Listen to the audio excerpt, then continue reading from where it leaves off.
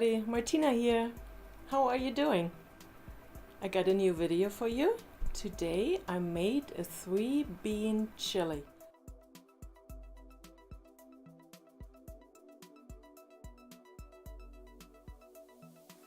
It was in the last few days quite cold, no sun, lots of rain, and it was really yucky, and I had a craving for chili. So I made one. I made it with soy curls this time, and it is totally up to you if you want to use soy curls or not. I'm gonna give you all the ingredients I needed, and I have a super special tip in the middle of the video because I do put a special ingredient in which you could never guess, you would never know, and it makes all the difference between a great chili or a super great chili. And you have to stick around for it. I will not put it in the ingredient list, so you will be surprised. I promise you. You will never guess. You would never think of putting anything like that into your chili. Also, I will explain to you how I did my beans, because I didn't want to use canned beans, then they get so mushy. If you are using canned beans, just put them in at the end after your cooking cycle is done, and then you heat it up and then it will be just fine. And I would not use straight dry beans because then it really needs to cook longer, and I like my beans kind of pre-cooked first. So I'm gonna explain to you what I did with my beans.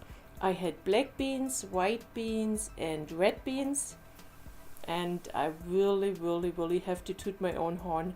It was super yummy, super delicious. I made the 8-quart Instant Pot. It was pretty full and it was gone in 2.5 days. That's how much we liked it. So I'm gonna start my video and I tell you what I did.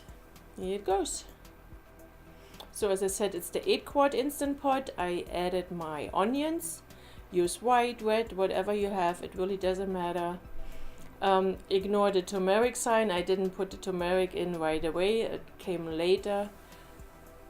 So browning up your onions. The browning up the onions is not my main concern. What I want to do is get the onions to stick on the bottom a little bit so that you get all the brown stuff. And then I deglaze it again and again. So in the brown stuff is the flavor, and I really like that a lot. So when you do your onions in the pot, you see I don't use oil, I just use water, and every time I want to deglaze it I use a little bit water. It will take quite a bit, it takes some time, so just be patient, do your browning part, and when this is done, then the rest is just easy breezy. I use a little bit of cumin powder and a little bit of turmeric powder right when I do my onions. You don't have to do it, you can do it, it's totally up to you. But I do love the flavors to come out when you heat them up this way. Goes into the onions a bit, so I like that a lot.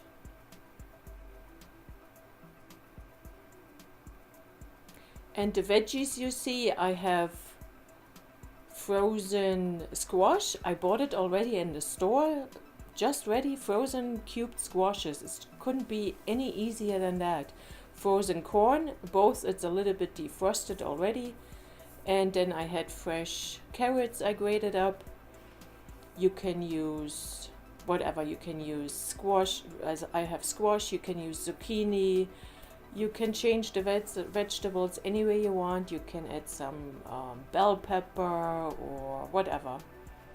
There's really no rules or regulations. It's your food, you do whatever you want. So now I'm really making sure I'm deglazing the bottom, because whenever you have the stuck-on part on the bottom, you might burn your beans later. So make sure it's all nice and clean. Then I add 1 big can of diced tomatoes.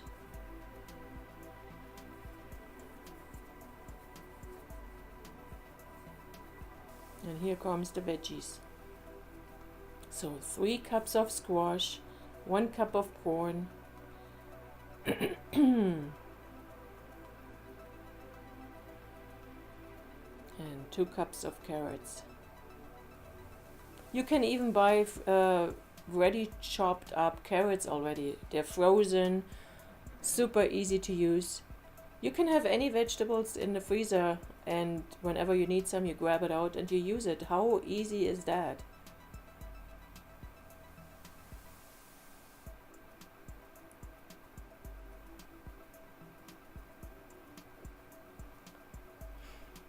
So now I'm adding all my spices. I have chili powder, paprika powder. This paprika is just regular, and I had a quarter powder of Spanish paprika. I just had it, so I used it. Some garlic and pepper and salt. Give it a good stir.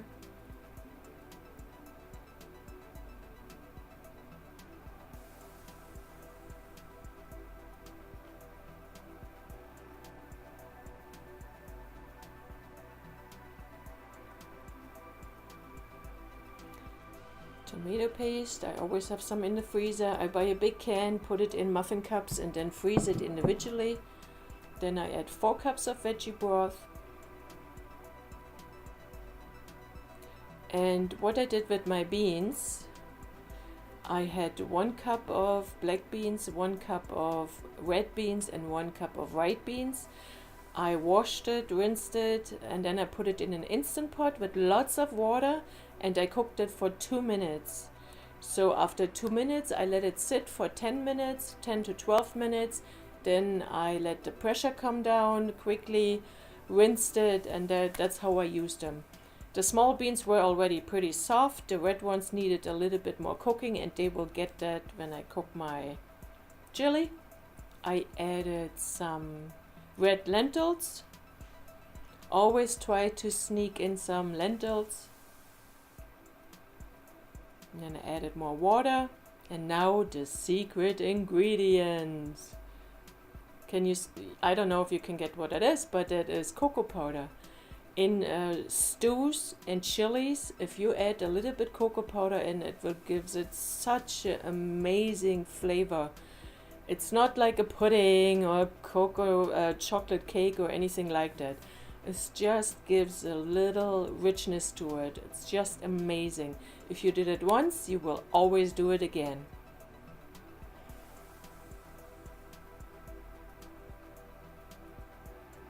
So altogether, those 3 cups of dried beans made 7 cups of cooked beans, and I added them all in. I wasn't sure how much I needed, but in the end, everything went in.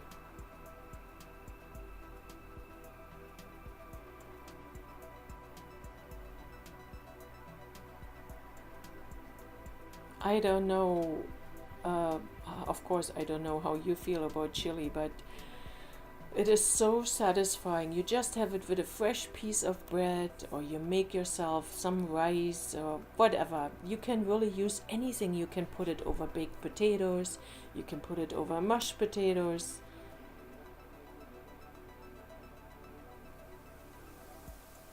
So you put the lid on, you cancel first your saute function, then you put it on high pressure for 8 minutes. And you let it cook. What I did in between, I prepared my soy curls. This is really just optional. I just wanted to add a little bit more stuff to it. So I had 2 cups of soy curls, and I added some water with my favorite barbecue sauce. You can do it as thick as you want. I think I had a few tablespoons of barbecue sauce. Mixed it up and let the soy curls rehydrate. 15-20 minutes, doesn't matter. Then I had a baking pan. I heated up my oven, 375 Fahrenheit, and I put the soy curls on my baking pan and put it in the oven for 12 minutes just to make it a little bit crispy. Make it a little bit crispy again, but be careful. You can overheat it and then they get really hard and crusty, and you can't eat that. It's not enjoyable.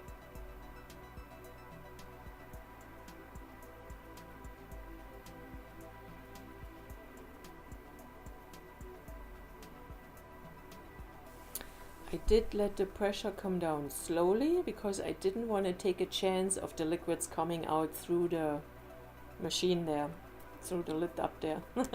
So, and when you do it slowly, it's a little bit easier. With this dragon on top, I can kind of put it in the right position.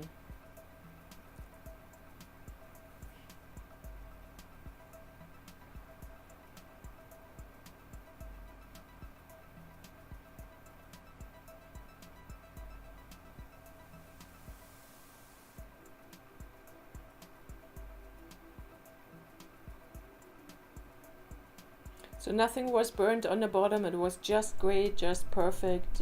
The beans were good.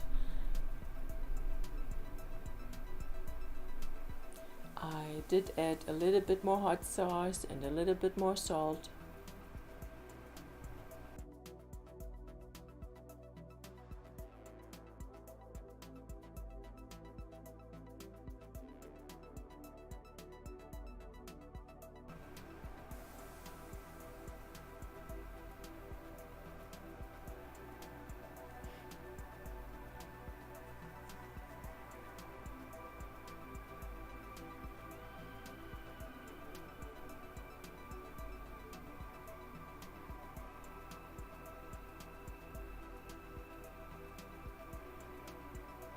Yeah, so that is super easy to do. It doesn't take long. If you have a big pot like that, you will be able to freeze some for future use, or you have it for a few days in a row. You can easily feed it to a big crowd of people. You can take it to places. It's just a perfect meal. Let me know what you think. And I did have a taste test, so more spices were needed. And please do like my video, make a comment, and don't forget to hit the notification bell so you won't miss out on my next video. And I hope you are having a wonderful week. I'm gonna see you next week again, and until then, as always, cheers. Yeah, that looks so good.